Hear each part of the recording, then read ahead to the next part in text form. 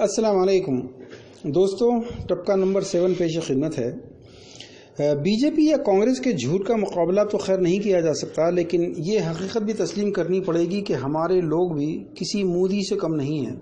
जब बात अपने मफादात की आती है तो हम इससे भी बड़े झूठ बोलते हैं। मिसाल के तौर पर इससे बड़ा झूठ और क्या हो सकता है कि बेटों के बाप होते हुए भी लोग कहते हैं कि जी हमने तो लड़की वालों से साफ कह दिया था कि हमें ना खाना चाहिए ना जहेज़, लेकिन उन लोगों ने बहुत इसरार किया, हमने उन्हें समझाया बहुत, मगर क्या करें उन्होंने माना ही नहीं। इसमें झूठ क्या है? आइए हम बताते हैं कि इसमें झूठ क्या है। एक दक्कनी मुहावरा आपने सुना होगा कि तू मारे वैसा कर, मैं रोए जैसा करता हूँ। ये ड्रामाबाजी है जो साल साल से चलती आ रही है। इधर लड़के वाले एक्टिंग करते हैं कि हमें कुछ नहीं चाहिए, और उधर लड़की वाले जिद किए जाते हैं। ये एक तरह की मैच फिक्सिंग होती है। एक तरफ दुल्हा वालों का जोम बाकी रह जाता है कि हमने कुछ नहीं मांगा, और दूसरी तरफ दुल्हन वाले भी मुतमईन हो जाते हैं कि हमने किसी चीज़ की कमी नहीं की। दोस्तों, इसमें झूठ ये है, जैसे कि हदीस शरीफ में है, इन्नमल आमालु बिन्नियात, आमाल का दारोमदार नियतों पर है। अगर आपकी नियत ये होती कि पूरी शादी सुन्नत रसूल सल्लल्लाहु अलैहि वसल्लम के मुताबिक हो तो ये शर्त बातचीत में सबसे पहले होती, और अगर लड़की वाले ये शर्त मानने के लिए तैयार नहीं होते तो फिर आप फौरी उठकर खड़े हो जाते। और दूसरा झूठ जो अक्सर लोग बोलते हैं कि अगर किसी ने जहेज़ का सामान नहीं लिया लेकिन खाना लिया है, वो भी मेयारी, तो बड़ी शान से वो लोग कहते हैं कि हमने कोई जहेज़ नहीं लिया। जी नहीं, ये सबसे बड़ा झूठ है। जहेज़ कुछ साजो सामान का नाम नहीं, बल्कि लड़की वालों की तरफ से खर्च किया जाने वाला एक एक रुपया जो रस्म व रिवाज के नाम पर या फिर लड़के वालों को खुश करने के नाम पर खर्च किया जाता है, वो जहेज़ में शामिल है। दोस्तों, इस दौर में जहेज़ तो सिर्फ 2-4 लाख का होता है, लेकिन खाने पर कई लाख का खर्चा आता है जो लड़की वालों से लेना ख़तई जायज़ नहीं, चाहे खुशी से हो कि फरमाइश से। लेकिन ये बातें बातचीत के एजेंडे में नहीं होती। एजेंडे में जो बातें होती हैं, जो कि औरतें तय कर लेती हैं, वो ये होती हैं कि कौन क्या जेवर चढ़ाएंगे, मंगनी शादी वगैरह की तारीखें क्या होंगी वगैरह। और फिर ये सारी चीज़ें जब औरतें तय कर लेती हैं तो इधर मर्दाने में महज एक रस्मी गुफ्तगू होती है कि जी हमें जहेज़ या खाने की ख्वाहिश नहीं है, ये सब जायज़ नहीं है वगैरह। उधर जो ही जनाने में बातचीत मुकम्मल हो जाने का इंडिकेशन आता है, मर्द हजरात इधर सीधे खड़े हो जाते हैं और फिर बाहर जाकर ये पब्लिसिटी करते हैं कि हमने तो साफ साफ कह दिया था कि जहेज़ और खाना जायज़ नहीं है, लेकिन लड़की वालों का बेहद इसरार था इसलिए जायज़ कर लिया गया। गोया जिस तरह कोई सिफारिश मिनिस्ट्री को भेजी जाती है और वहाँ पर अप्रूव नहीं होती, उसी तरह बल्फाज दीगर लड़के वाले कहते हैं कि हमने रसूलुल्लाह के तरीक़े पर निकाह की सिफारिश लड़की वालों को भेज दी थी, लेकिन वहाँ से अप्रूवल नहीं मिला, हम क्या कर सकते हैं। दोस्तों, आपने ये भी देखा होगा कि लोग मोहल्ले के मौलवी साहब की बड़ी इज्जत करते हैं। नमाज, रोज़ा, इफ्तार, तरावी वगैरह जैसे कई मजहबी कामों में मौलवी साहब को फॉलो करते हैं, लेकिन जब किसी अहम मामले के दरमियान अगर मौलवी साहब आ जाएं तो उन्हें किसी और वक्त आने के लिए बड़ी अखलाक से कहकर टाल दिया जाता है। बिल्कुल इसी तरीके से लोगों ने आज रसूल खुदा सल्लल्लाहु अलैहि वसल्लम की हैसियत को भी उसी मौलवी साहब की सी कर रखी है। जो फ़राइज़ और सुन्नतें कन्वीनियंट हों, अपने मिजाज के मुताबिक हों, वहाँ तो मौलवी साहब का बड़ा ख्याल रखा जाता है, लेकिन जहाँ पर हाथ में अंगारा पकड़ने के बराबर सुन्नतों का मामला आता है, वहाँ पर मौलवी साहब का फ़ैसला नहीं चलता, बल्कि दूल्हे की अम्मा का फ़ैसला चलता है, दुल्हन की वालदा का फ़ैसला चलता है, और मौलवी साहब को बाहर बिठा दिया जाता है। दोस्तों, लोग अपनी ज़बान से नहीं कहते, लेकिन अपने अमल से चीख चीख कर ये कहते हैं कि मौलवी साहब, रसूलुल्लाह की बेटियों की रुखसती हमारे लिए कोई मायने नहीं रखती। जिसकी जो इस्तिताअत है उसे उतना तो खर्च करना चाहिए। अपनी औलाद पर खर्च नहीं करेंगे तो किस पर करेंगे। मौलवी साहब, हम कारोबारी लोग हैं, हमारे मिलने वाले सैकड़ों हैं। मौलवी साहब, आपके कुरैशी या हाशमी ख़ानदान में या अंसारी मुहाजिर कल्चर में जहेज़ और खाने का कल्चर अगर नहीं था तो ठीक है, उस वक्त वो कल्चर नहीं था होगा। उस कल्चर को ना हम सुन्नत मान सकते हैं ना अडॉप्ट कर सकते हैं। आज के दौर में वो तरीक़ा बिल्कुल वो जो कल्चर है वो कल्चर आज बिल्कुल प्रैक्टिकल ही नहीं है। मौलवी साहब, हम सादात हैं, हम पठान हैं, हम शेख हैं, हमारा ख़ानदान बहुत बड़ा है। अगर हमने खाने और जहेज़ बंद किए तो हमारी बिरादरी हम पर अपने दरवाजे बंद कर देगी। और फिर मौलवी साहब, ये मत भूलिए कि हम हिंदुस्तानियों पाकिस्तानियों के आबा व अजदाद हिंदू थे। हमने अरबों की तरह नमाज, रोज़े, हज और उम्रे सभी इख्तियार किए, लेकिन आप चाहते हैं कि अपने रस्म व रिवाज को भी अरबी कर दें। नहीं, ये नहीं हो सकता। کیوں؟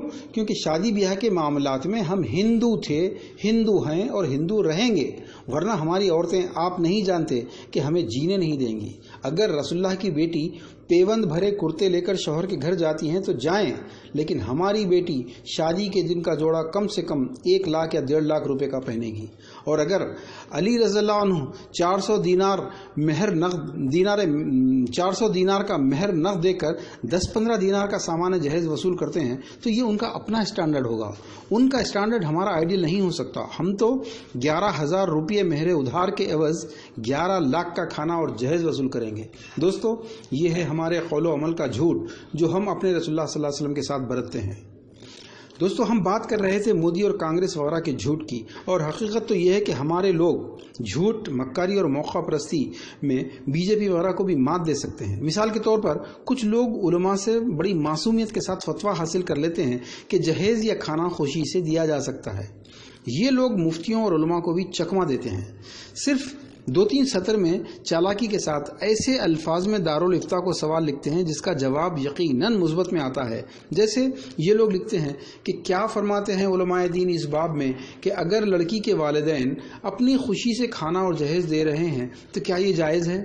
ظاہر ہے اس کا جواب علماء تو یہی دیں گے کہ جائز ہے، لیکن اگر بجائے 2 سطر کے 200 سطر میں آج کی شادیوں میں مال اور وقت کی بربادیوں کا کھل کر تذکرہ کریں اور بتائیں کہ اس سے کیا کیا نقصانات ہو رہے ہیں اور جو لڑکیاں جہیز اور کھانے نہیں دے سکتے ان کے ساتھ کیا کیا ہو رہا ہے، جب یہ ساری تفصیلات علماء کے سامنے رکھی جائیں گی اور فتویٰ مانگا جائے گا تو علماء خود کہیں گے کہ اس دور میں جہیز اور کھانا سب سے بڑی رشوت ہے، بھیک ہے، فتنہ ہے، اسراف ہے، تبذیر ہے، قرآن و حدیث کی نہ صرف خلاف ورزی بلکہ گستاخی رسول کے مترادف ہے۔ دوستو، مودی کے جھوٹ سے بھی ایک اور بڑا جھوٹ جو لوگ اپنے آپ سے کہتے ہیں، اور وہ یہ ہے کہ یہ کھانے اور جہیز خوشی سے کیے جاتے ہیں۔ دوستو، یہ لوگ کون ہیں جو واقعی خوشی سے یہ لاکھوں برباد کرتے ہیں؟ کبھی آپ نے غور کیا؟ ایک تو ان میں وہ لوگ ہیں جن کو باپ دادا کی دولت خوب وراثت میں مل گئی ہے، دوسرے وہ لوگ ہیں جو ذاتی کاروبار کرنے والے ہیں، جو دن میں کتنی مرتبہ جھوٹ، خیانت اور بدعہدی کے مرتکب ہوتے ہیں انہیں خود احساس نہیں ہوتا کیونکہ یہ روٹین بن جاتا ہے، اور تیسرے وہ NRIs ہیں جو محض ایک اچھا کفیل مل جانے کی وجہ سے ترقی کر گئے، ورنہ ان سے کہیں زیادہ قابلیت رکھنے والے محض برے کفیل ہونے کی وجہ سے ترقی نہ کر سکے۔ خیر، یہ جو بھی ہیں، ان کی تعداد، یہ خوشی سے دینے والوں کی تعداد 5 یا 10% سے زیادہ نہیں ہے۔ یہی وہ لوگ ہیں جنہوں نے کبھی قرآن تو بہت پڑھا ہے انہوں نے، لیکن کبھی قرآن کو غور سے نہیں پڑھا۔ اللہ کے رسول صلی اللہ علیہ وسلم کی حیثیت کو انہی لوگوں نے محلے کے مولوی صاحب جیسی کر رکھی ہے۔ ان کو رسم و رواج اللہ کے رسول سے زیادہ عزیز ہیں، اور یہی وہ لوگ ہیں جو خوشی سے لینے اور دینے کے دھندے کر کے 90% معاشرے کو خراب کر چکے ہیں۔ انہی کی وجہ سے بیچارے ہر شخص کو اپنی بیٹی کے ہاتھ پیلے کرنے کے لیے خوشی سے دینے کا جھوٹ بولنا پڑتا ہے۔ دوستو، ٹپکے نمبر 7 یہی ہے کہ ہم بی جے پی اور کانگریس پر الزام لگاتے ہیں کہ وہ بڑے بڑے جھوٹ بول کر ملک کو نقصان پہنچا رہے ہیں، حالانکہ ان سے بھی بڑے بڑے جھوٹ تو ہم بول رہے ہیں اور پورے معاشرے کو نقصان پہنچا رہے ہیں۔ اس کا علاج صرف یہ ہے جو قرآن اور حدیث کی روشنی میں ہے، وہ یہ کہ ہر وہ شادی جو اللہ کے رسول کے طریقے پر نہیں، اس کی ہر تقریب کا علل اعلان بائیکاٹ کیا جائے۔ دعوت نامہ لے کر رکھ لینا، خاموشی سے رکھ لینا اور دعوت میں نہ جانا کوئی بائیکاٹ نہیں، بلکہ رخا لانے والے کے منہ پر کہہ کر بائیکاٹ کرنا اصل جہاد ہے۔ دوستو، یاد رکھیے، اس سے پہلے کہ یہ امت مورلی اور فائنینشلی مکمل ہریجنوں سے بدتر ہو جائے، آپ کو اپنی شادیوں کو مکمل النکاح من سنتی کے مطابق کرنا ہوگا۔ ابھی خبر آئی ہے کہ اورنگ آباد اور مہاراشٹر کے دوسرے قحط زدہ علاقوں کی مجبور مسلمان لڑکیاں گجرات کے ہندوؤں سے شادیاں کر کے جا رہی ہیں، اور یہی واقعہ اس سے پہلے جھارکھنڈ اور آسام میں ہو چکا ہے۔ انڈیا ٹوڈے کی رپورٹ ہے کہ بمبئی میں 2 لاکھ بار گرلز کام کرتی ہیں، جن میں 1 لاکھ لڑکیاں مسلمان ہیں۔ اخبار دا ہندو کی خبر ہے کہ شہر حیدرآباد سے کم 5000 عورتیں ہر روز فاحشہ کا کام کرنے کے لیے نکلنے پر مجبور ہیں۔ پاکستان اور بنگلہ دیش میں صورتحال کچھ مختلف نہیں ہے جو اس جہیز کی وجہ سے پیدا ہو رہی ہے۔ اخبارات کے کرائمز کے کالم دیکھیے، 50% کرائمز میں مسلمان نوجوان ملوث ہیں۔ دوستو، صرف ایک گھر کی شادی کے اخراجات بچا دیجئے، उस घर के बाकी बच्चों की तालीम, लड़की के भाइयों की रोजगार और माँ बाप के बुढ़ापे के मसाइल हल हो जाएंगे। इसके लिए वेल ऑफ लोगों को आगे आना पड़ेगा, हिम्मत करनी पड़ेगी, उन्हें मर्द बनना पड़ेगा, अपनी औरतों की तरबियत करनी पड़ेगी, जो कि बहुत मुश्किल काम है। आज शादी ब्याह के मामलात में सिर्फ औरत की चलती है। पूरी सोसाइटी फीमेल डोमिनेटेड सोसाइटी बन चुकी है। कुरान सूरह निसा आयत 34 ने मर्द को औरत पर खव्वाम यानी रोलर इसलिए बनाया था कि वो औरत पर माल खर्च करता है, लेकिन अगर मर्द ने औरत से जहेज और खाने लेकर खुद ही खव्वाम का दर्जा औरत को दे दिया और कुरान के हुक्म को उलट दिया, तो फिर बाकी सारी जिंदगी औरत मर्द को झुका कर रखती है। यही मर्द की सजा है। और जो दुल्हे आज 15-20 लाख की शादी लेकर खुश हो रहे हैं, वो ये सोचें कि कल अगर इनकी 3-4 बेटियां हो जाएं तो फिर सारी जिंदगी ये बैल की तरह मेहनत करके सिर्फ दामादों को खरीदने में जिंदगी गुजार देंगे। दोस्तों, ये 500-500 हजार बारातियों को जमा करना इस्लामी रिवायात के सख्त खिलाफ है। लोगों को किसी और मौके पर खाना खिलाया जा सकता है, शादी के मौके पर खिलाना कोई ज़रूरी नहीं। और ये शादी खाने लेकर सांचक मंजे समेत 3-3, 4-4 दिन की दावतें करना सरासर इसराफ और तब्जीर है, और ऐसा करने वाले तमाम शैतान के भाई हैं। इन्नल मुबज़्ज़रीन कानू इख्वान शयातीन। हमको सुन्नत के खिलाफ हर शादी के बाइकआउट को वार स्केल पर लॉन्च करने की ज़रूरत है।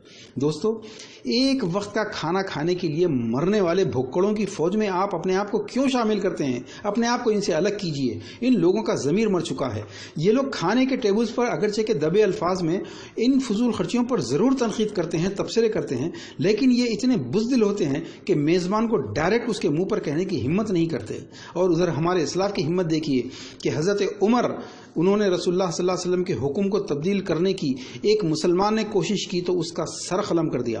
अहमद बिन हम्बल अलैहिर्रहमा ने एक दावत में फजूल खर्ची देखकर मेज़बान के मुंह पर एक तमाचा रसीद किया और दावत से वापस लौट आए, और ख़ुद रसूलुल्लाह सल्लल्लाहु अलैहि वसल्लम अपनी चहेती बेटी फातिमा रज़ियल्लाहु तआला अन्हा के घर से दावत में खाना खाए बगैर वापस लौट आए। दोस्तों, आज हमको दावतें कबूल करने वाली हदीसों से ज़्यादा गैर शरई दावतों के बाइकआउट करने वाली सुन्नतों को ज़िंदा करने की ज़रूरत है। और यही वो सुन्नत है जिसको थामना हाथ में अंगारा थामने के बराबर है। फमन रा मिनकुम मुनकरन वाली हदीस याद कीजिए कि जो तुम में से बुराई को देखे वो इसे अपने हाथ से रोके या फिर जबान से रोके।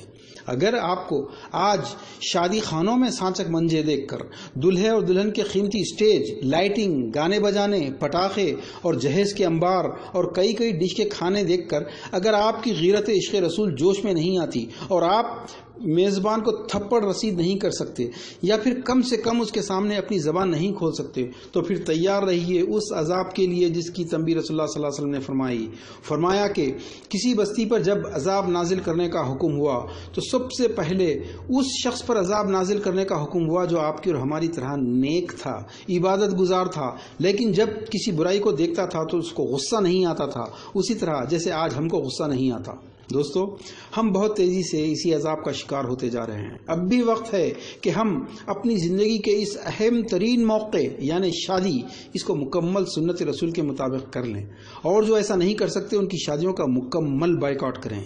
और अगर ऐसा नहीं होगा तो फिर याद रखिए कि आपके मीलाद, सलाम, फातिहा, रफ़ा यदैन, आमीन बिल जहर, दाढ़ियों, शमलों, फतवा आलमगीरी और दुर्र मुख्तार की बहसों और अलम, मातम, हत्ता के नमाज़ों, रोज़ों और तवाफ़ और इन्फाक, इनसे कुछ नहीं होगा, कोई तब्दीली नहीं आएगी। अल्लामा इकबाल ने इसीलिए फरमाया कि नमाज व रोज़ा व कुर्बानी व हज ये सब बाकी हैं, तू बाकी नहीं है। दोस्तों, आखिरी बात अर्ज़ करना चाहता हूँ। मैं जानता हूँ कि आज मेरी लैंग्वेज बहुत हार्श है, लेकिन प्लीज़ मेरी इस्लाह करने से पहले साफ साफ ये बताएं कि क्या आज की शादियों की तकरीबात को आप जायज़ समझते हैं? अगर नहीं समझते तो क्या शरीयत के हुक्म के मुताबिक इन शादियों का बाइकआउट करने के लिए आप तैयार हैं? प्लीज़ मुझे ये मत समझाइए कि किस तरह मोहब्बत और इज़्ज़त से बात करनी चाहिए, बात पेश करनी चाहिए। मुझे मीठी मीठी नसीहतों में उलझाकर असल टॉपिक से प्लीज़ फ़रार होने की कोशिश ना कीजिए। जहाँ तक लैंग्वेज का मामला है, डॉक्टर इसरार अहमद और मौलाना हमीदुद्दीन आखिल जैसे کئی علماء گزرے ہیں جنہوں نے شادی کی رسومات پر سینکڑوں بار پیار سے، محبت سے، علمی دلائل کے ساتھ یہ باتیں سمجھا چکے ہیں۔ کیا اب بھی لوگوں سے پیار سے گفتگو کی جائے؟ ایک آدمی نشے میں دھت ہے اور تلوار گھما رہا ہے، کوئی بات سننے کے لیے تیار نہیں ہے، کیا اس سے پیار سے گفتگو کی جائے؟ آج ہمارے پولیٹیشنز اپنے آپ کو عمر بن خطاب رضی اللہ عنہ سے بھی بڑے لیڈر سمجھنے لگے ہیں، اور آج ہمارے بزنس مین اپنے آپ کو عبد الرحمن بن عوف اور عثمان غنی رضی اللہ تعالیٰ عنہم سے بھی زیادہ بڑے بزنس مین سمجھنے لگے ہیں، اور ان تھرڈ کلاس آرڈینری لڑکے اور لڑکیوں کے ماں باپ اپنے آپ کو رسول اللہ کے کلچر سے بھی زیادہ کلچرڈ سمجھنے لگے ہیں۔ اسی لیے ان کو منگنی بھی شاندار چاہیے، ریسیپشن بھی شاندار چاہیے، عالیشان ولیمے بھی چاہیے۔ کیا آپ اب بھی یہ چاہتے ہیں کہ ہم ان لوگوں کے سامنے کھڑے ہو کر ادب سے ہاتھ باندھ کر التجا کریں، رسول اللہ کے طریقے کو قبول فرمانے کی فریاد کریں؟ دوستو، آج گھر گھر مودی اور اما بھارتی ہو گئے ہیں جو نکاح کی اہم ترین سنت کو قائم کرنے کے لیے ایسی ہی مخالفت کرتے ہیں جیسے مودی وغیرہ بابری مسجد کی دوبارہ تعمیر کے لیے مخالفت کرتے ہیں۔ دوستو، آج شادیوں میں اللہ اور اللہ کے رسول کا حکم نہیں چلتا، بلکہ لوگ کیا کہیں گے کا خوف چلتا ہے۔ کیا اس شرک سے جنگ نہ کی جائے؟ ہمیں حکمت اور معزت کے بہانے یہ سمجھانے کی کوشش مت کیجیے کہ قرآن میں شراب کا حکم تھوڑا تھوڑا کر کے کس طرح نازل ہوا ہے۔ آج لکم دینکم ولی دین والا مرحلہ ہے۔ زمانے کے چلن سے ڈرنے والوں کو صاف صاف یہ کہہ دینے کی ضرورت ہے کہ لکم دینکم ولی دین، تمہارے لیے تمہارا دین اور میرے لیے میرا دین۔ دین کے معاملے میں کوئی کمپرومائز جائز نہیں۔ یہ سنت اس دور کا سب سے بڑا جہاد ہے، یہ ایک انقلاب ہے۔ اسی سے ہمارے اخلاقی اور معاشی عروج کا ایک دوبارہ آغاز ہو سکتا ہے۔